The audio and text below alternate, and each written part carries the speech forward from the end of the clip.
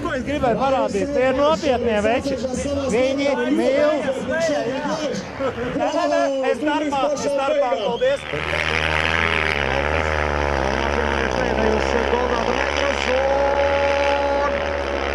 Jā, tiek arī viņš šobrīd līdz galam. Viss kārtībā. Gultis, Sproģis, nākamais. Jēkabpils uzreiz skatēs, es jau dzirdu, tur aplaus avācijas. Skatītājs sajūsmā lauž krēslas. Es atgādināšu, ka pēc tam pārzītē būs... Ko mēs redzam tricekli? Būs hibrīdu braucienu, un tas vispār būs... Triceklis, Silvestra, vai triceklis? Gan tas, bet tu pasties, kas ņem pa motoru.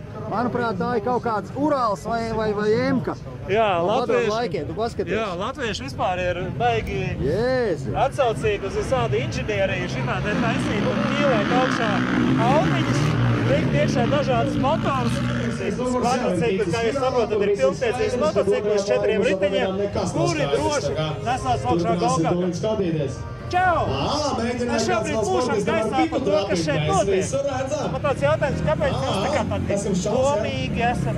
Nē, tas ir konkurence. Jūs nevis braucāt? Jūs tā kā skatītāji vienkārši.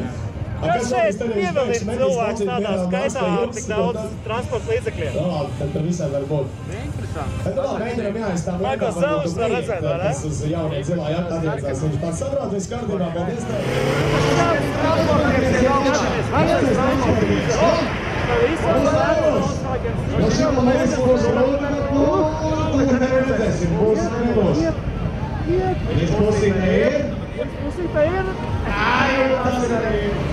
Aha.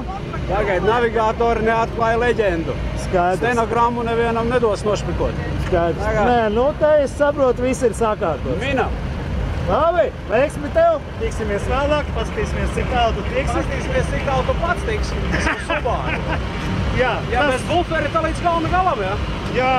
Tak skrūvē uzreiz nost. Es nezinu, es gaidu Slānu no Ādriem auto, kurš man varēs pateikt, kā tur ar tiem bumperiem īsti būs, vai es drīkst atgriezt mašīnu bez bumperiem, vai tomēr man ir jābrauc kaut kāds puskalniņš, saglabājot bumperus.